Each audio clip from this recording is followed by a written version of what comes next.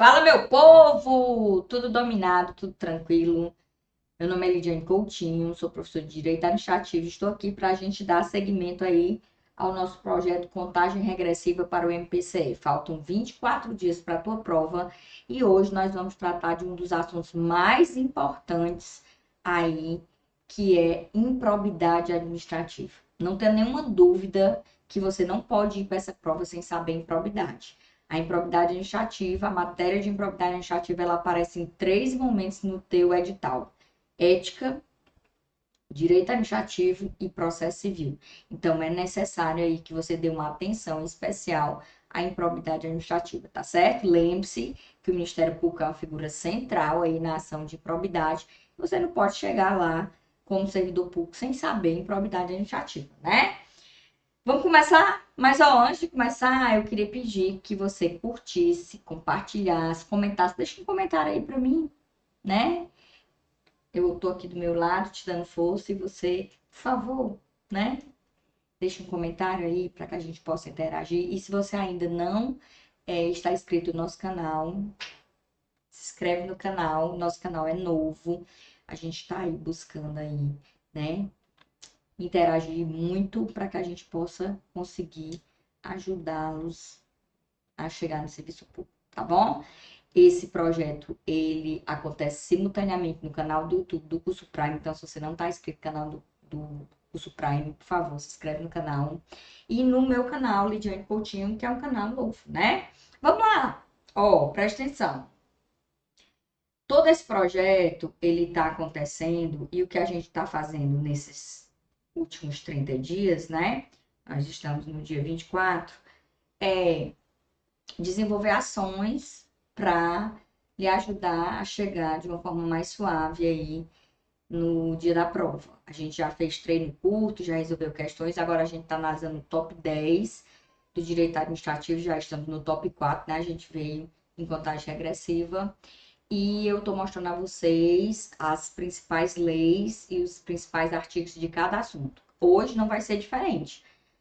Falando de improbidade, a gente vai falar da Constituição Federal e vai falar da Lei 8.429 de 92. E todos os artigos que eu vou falar aqui, eles vão estar no nosso projeto Vadimeco Mapeado do MPCE, que foi feito com o maior carinho, totalmente focado no teu concurso. Tá aqui ele, eu vou te mostrar.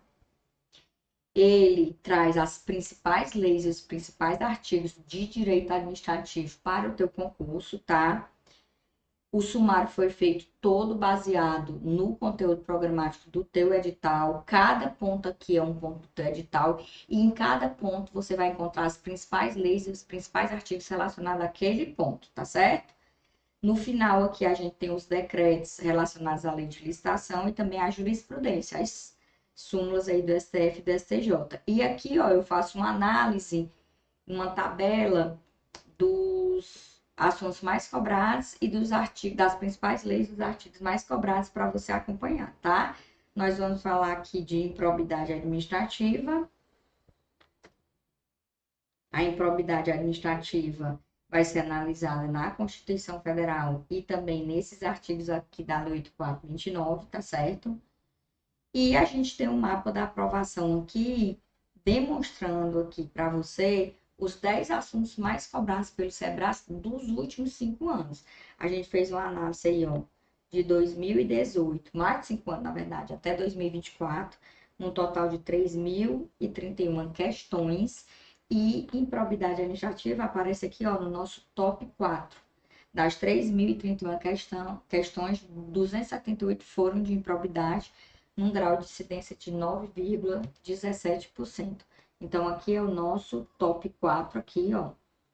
Top 4 aqui, para você entender, né? O top 4 aqui do direito administrativo. E aí, a gente tem aqui todos os pontos. Olha como tá bonitinho, legalzinho aqui o Vadimeco. Faz as anotações aqui. Aí eu mostro as principais leis, principais artigos, né? Mas voltando aqui para a nossa contagem regressiva. Todo esse Vadimeco você consegue adquirir por duas de R$14,99. E a gente também tem o e-book de questões comentadas. Eu separei as questões atualizadas de todos os pontos do teu edital E eu comentei 150 questões aqui para que você pudesse tornar o seu estudo mais dinâmico, né? O que a gente chama de estudo ativo, tá bom? Então vamos lá, ó. Top 10 aqui, a gente já sabe que improbidade é o quarto assunto mais cobrado aqui, né? Aqui a gente está com improbidade aqui, 278 questões. E o que é que você tem que dar atenção aqui em improbidade? Você tem que dar atenção, primeiro, ao artigo 37, parágrafo 4º, que trata da improbidade administrativa, e na Lei 8.429, que é a Lei de Improbidade, aos artigos 1º a 3º, 8º, 9º a 12, 17, 21 e 23. Então, esses artigos aqui são os artigos mais cobrados na Lei de Improbidade Administrativa. O Sebrasp, ele foca muito nesses artigos aqui, quando ele quer cobrar a improbidade administrativa. E aí a gente vai começar aqui nossa leitura, né? Aqui, ó, no nosso vadimeco, improbidade aqui, né? O ponto que tá no teu vadimeco, improbidade. E a gente tem aqui o artigo 37, parágrafo 4º, para a gente começar aqui, né? Vamos lá. Presta atenção. Os atos de improbidade administrativa importarão a suspensão dos direitos políticos, a perda da função pública, a indisponibilidade dos bens e o ressarcimento ao erário na forma e gradação previstas em lei. Ele está falando da 8.429, tá? Pra você saber.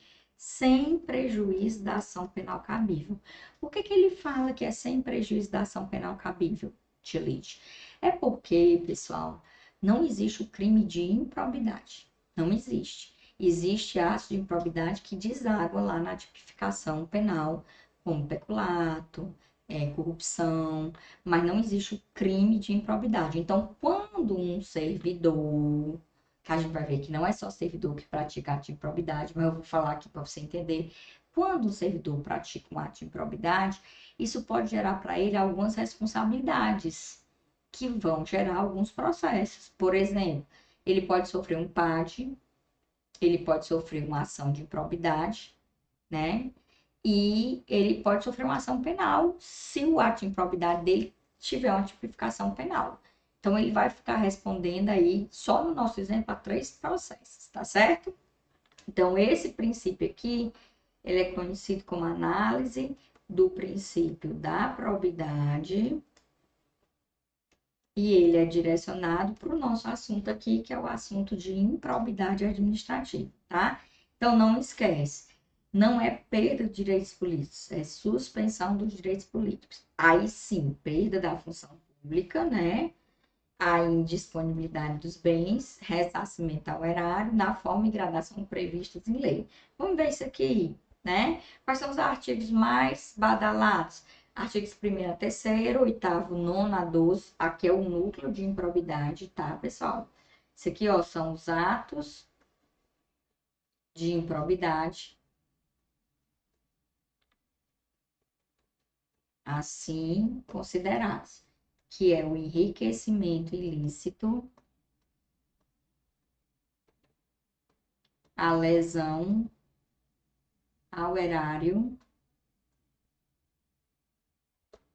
e atentar contra os princípios da administração pública.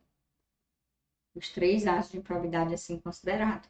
O 23 também é muito cobrado, que é a análise de prescrição aqui, ó, bem cobrado, com novidade, né, que é a prescrição intercorrente.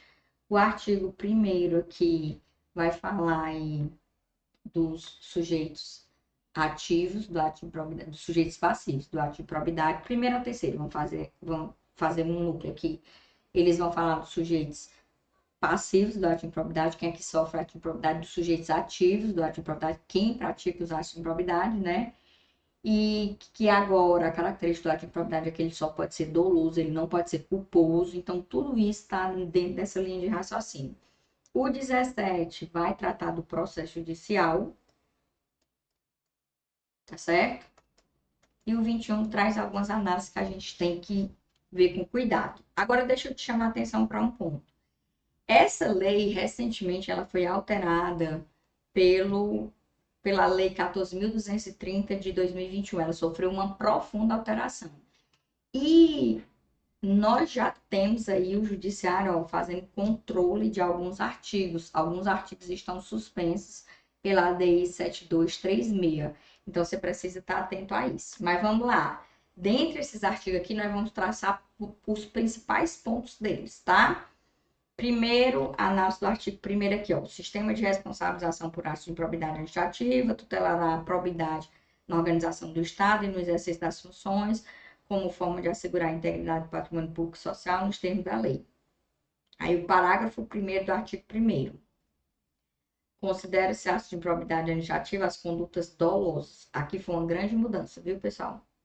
Até 2021 a gente tinha dois tipos de atos de improbidade, os dolosos e os culposos. Agora só doloso. Aí ele explica aqui no parágrafo 2º, considera-se dolo a vontade livre e consciente de alcançar o resultado ilícito tipificado nos artigos 9 e 10 dessa lei, não bastando a voluntariedade do agente. Então, o agente que pratica o ato de improbidade, ele tem que ter a intenção desonesta de praticar o ato de improbidade. Isso é importante que você entenda. Não existe mais aí a conduta culposa aqui, só a conduta dolosa, ok? Tranquilo? Aí ele vai te falar aqui, ó, para terceiro, o mero exercício da função e desempenho das competências públicas sem comprovação do ato doloso afasta a responsabilidade. Então, se eu não tenho comprovação do ato doloso, eu não vou ter o ato de improbidade, tá? E aí, uma coisa bem importante que eu vou até trocar a cor.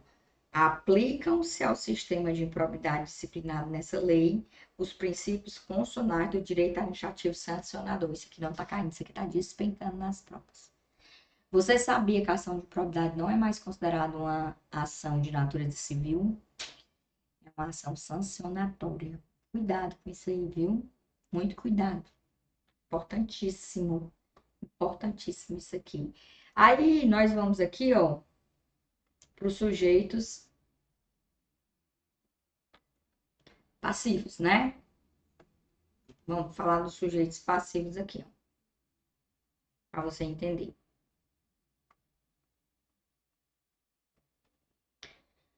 Os atos de improbidade violam a probidade na organização do Estado, no exercício de suas funções, a integridade no patrimônio público e social dos poderes executivo, legislativo e judiciário, bem como da administração direta e indireta no âmbito da União, Estado, município, Distrito Federal. Então, aqui ele começa a traçar quem são os sujeitos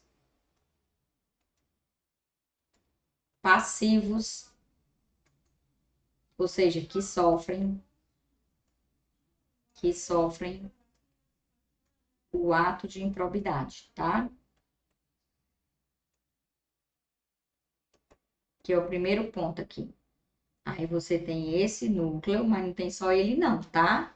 Então ele tá falando aqui da administração direta, indireta, incluindo executivo, legislativo, judiciário, todo mundo, certo? Aí ele vai te dizer, estão sujeitos às sanções dessa lei os atos de improbidade praticados contra o patrimônio de entidade privada que receba subvenção, benefício, incentivo fiscal creditício dos entes públicos ou governamentais previsto no parágrafo 5º. Independentemente de integrar a administração direta, estão sujeitos às sanções dessa lei os atos de improbidade contra o patrimônio de entidade privada para cuja criação, custeio ou haja concorrido ou concorra no seu patrimônio receita anual.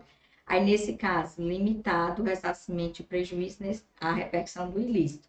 Então, todo mundo aqui, ó, esse grupo e esse grupo aqui, todo mundo aqui é considerado sujeito passivo, ou seja, aquele que sofre o ato de improbidade. É contra ele aí o ato de improbidade. Praticando o ato de improbidade contra a União, contra o Estado, contra a sociedade de economia mista, contra uma entidade que recebe subvenção, que recebe apoio do governo, recebe dinheiro do governo, é o sujeito passivo. Não confundir o sujeito passivo da ação com o sujeito passivo que sofre o ato. E aí, aqui eu já tenho o sujeito ativo, que pratica o ato de improbidade.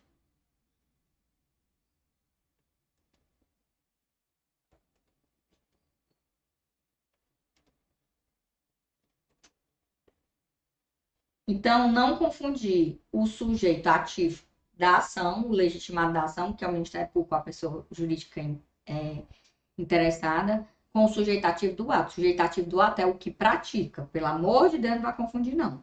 Então, ele diz, para efeito dessa lei, considera-se agente público, o agente político, servidor público, todo aquele que quisesse, ainda que transitoriamente ou sem remuneração, por eleição, nomeação, contratação, qualquer outra forma de investidura ou vínculo, mandato, cargo, emprego ou função nas entidades referidas no artigo 1º.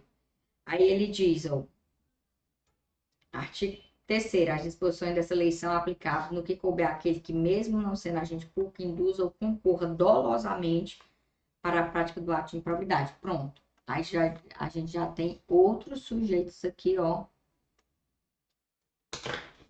ativos. Tia Lídio Cebolinha é servidor do Estado do Ceará, do Ministério Público do Ceará.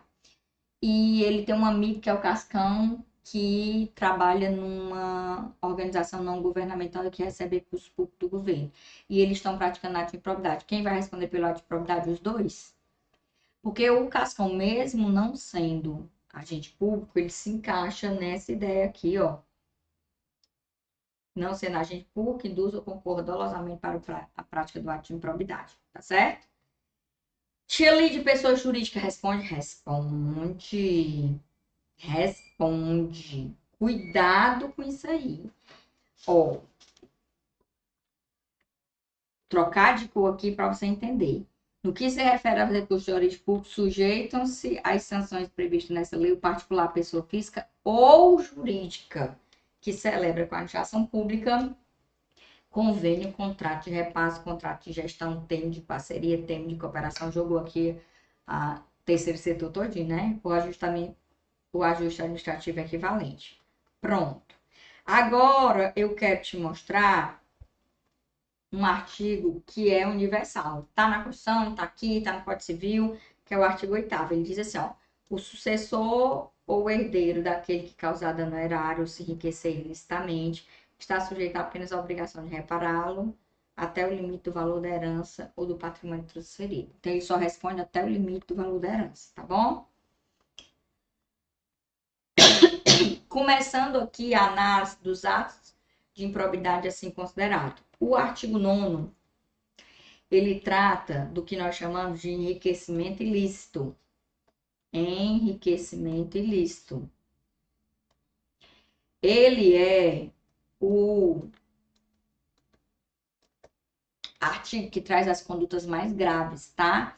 Então, ele vai te dizer assim, ó, constitui ato de improbidade importando enriquecimento ilícito ao ferir, mediante a prática de ato doloso, qualquer tipo de vantagem patrimonial indevida, em razão do exercício do cargo, de mandato, de função, de emprego ou de atividade nas entidades referidas no artigo 1º dessa lei e notadamente. Então, eu tenho algumas considerações para fazer aqui para você. Primeiro, ele é o mais grave, tá? Obrigatoriamente tem que ser doloso. O núcleo aqui é ele auferir vantagem, então não esqueça disso. O núcleo aqui é auferir vantagem. Por que eu estou dizendo isso? Porque as situações que estão aqui são exemplificativas. Significa dizer o quê, tia Lid?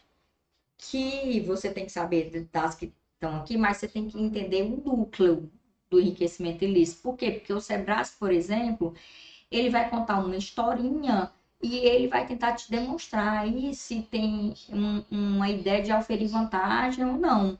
Então, quando ele diz inotadamente, é porque ele quer dizer que as situações daqui não são taxativas, elas são exemplificativas. Existem outras dentro dessa análise. Aqui, ele traz 12 situações, tá?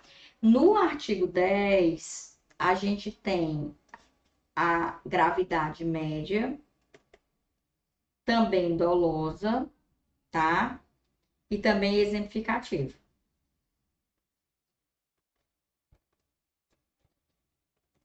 Não são taxativos. Quando ele diz assim, ó, inotadamente. Aí, qual é o núcleo aqui? O núcleo aqui já é diferente. Constitui ato de improbidade administrativa que causa lesão ao erário. Qualquer ação ou omissão dolosa, sempre dolosa, que enseje efetivo e comprovadamente perda patrimonial, desvio, apropriação, malbaratamento. O que é malbaratamento? Vender as coisas do governo a preço de banana, isso é malbaratamento, tá? Ou dilapidação dos bens ou haveres das entidades referidas no artigo 1º dessa lei, notadamente. Então, a ideia aqui de lesão ao erário é praticar condutas que dilapidem o patrimônio público, né? Que faz com que o patrimônio público, que o poder público tenha algum tipo de lesão, uma perda patrimonial. Então, as situações aqui também são exemplificativas. E aqui ele traz aqui um grupo bem maior, ele traz 22 situações. E aí a gente chega no artigo 11, que foi o artigo que mais sofreu modificações, tá? Ele é o mais leve aqui, é doloso também, não existe análise culposa, só que aqui as situações são taxativas. Só pode ser considerado ato de improbidade que atenta contra os princípios da administração pública as seguintes condutas que estão aqui. Então, o governo pode usar, ou o SEBRASP, vindo para a tua prova, situações que não estão aqui. Então, nós estamos aqui numa situação de ato que atenta contra os princípios da administração. Aí, aqui as situações são taxativas, tá? Dê uma atenção especial ao inciso 11, porque aqui ele está tratando da súmula vinculante número 13. Virou aqui um inciso da lei de improbidade, né? Nomear cônjuge, companheiro ou parente em linha reta ou colateral, ó. A gente ainda vai estudar as súmulas vinculantes, né? Súmula vinculante número 13 aqui, de combate ao nepotismo.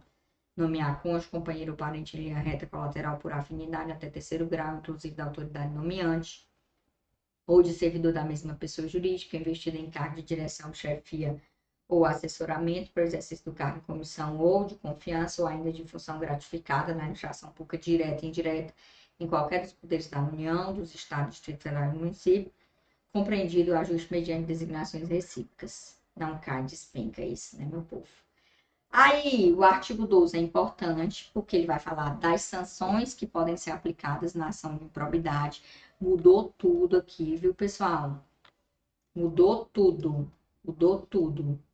E cada inciso desse corresponde a uma sanção daqueles artigos que a gente leu. Por exemplo, o inciso 1, ele trata das hipóteses do artigo 9º, enriquecimento ilícito. Aí você nota que são os mais graves, ó, 14 anos aqui, para suspensão de direitos políticos, até 14 anos, aí até 14 anos para a questão de proibição de contratar com o poder público receber benefícios creditícios ou fiscais.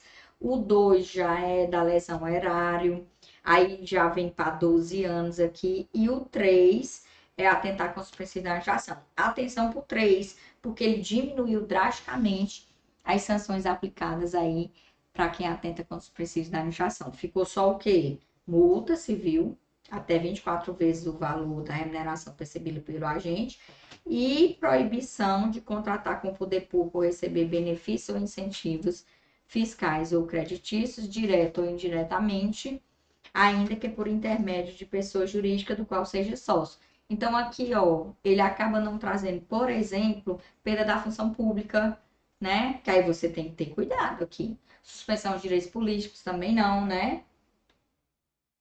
Tá bom? Tudo bem? Aí a gente sai daqui, vai lá para o artigo 17, que é o artigo que trata da ação judicial. Passei aqui, né, meu povo? Tô tão desorientada. Pronto. Artigo 17, ó. A ação para aplicação da sanção de que trata essa lei será proposta pelo Ministério Público e seguirá o procedimento comum no Código de Processo Civil. Só uma atençãozinha para você, a essas duas ADIs, o que é que elas falam? Que não é só o legitimado que o Ministério Público não é muito legitimado. Então, nessa ADI, ele diz que os legitimados são, para entrar com a ação, MP e pessoa jurídica interessada. Quer dizer o quê? Que sofreu o ato de improbidade, que era a regra antiga. Então, o STF não aceitou deixar só o Ministério Público como legitimado, não, tá certo? E você tem que ter cuidado com essa análise. E agora, vou te chamar a atenção aqui, ó. Vou te chamar a atenção para o artigo 21. Aqui a gente tem muita coisa suspensa aqui no artigo 17, né? O artigo 21 aqui, ó, fala a aplicação das sanções previstas nessa lei independe da efetiva ocorrência de dano ao patrimônio, salvo quanto à pena de ressarcimento, as condutas previstas no 10, e a aprovação ou rejeição das contas pelos órgãos de controle interno ou pelo Tribunal Conselho de Contas. E para finalizar aqui, a análise de prescrição que mudou. O Ministério Público, a pessoa jurídica interessada, tem um prazo agora de 8 anos para entrar com a ação de improbidade, contados da ocorrência do fato, ou no caso de infrações permanentes, do dia em que cessar. Mudou totalmente, porque o prazo de prescrição, na regra original, né, era do fim do mandato, ou do fim do cargo de comissão, ou da função de confiança. Agora não. Conta da ocorrência do fato, ou no caso de infrações permanentes, quando ela cessar. E o prazo também aumentou, ele agora é de 8 anos, tá? E a gente tem uma análise de prescrição intercorrente. O que é a prescrição intercorrente aqui, para você entender? Ó, a prescrição intercorrente, ela vai acontecer quando o processo, o Ministério Público, a pessoa jurídica interessada, entrou lá com a ação e a ação ficou parada durante muito tempo lá no judiciário. O que é que a lei diz agora? Que se ela ficar lá dentro do judiciário, lá na secretaria de vara, né? Onde quer que seja, né? Numa câmara ou numa turma, por 4 anos, aí prescreve. É o que nós chamamos de prescrição intercorrente. Entendeu? Tudo, tá tudo dominado. Eita, tia Lídia, é pesado. Não é brincadeira, não. Mas você sabe aqui o caminho das pedras, né? Vai dar tudo certo. Um abraço.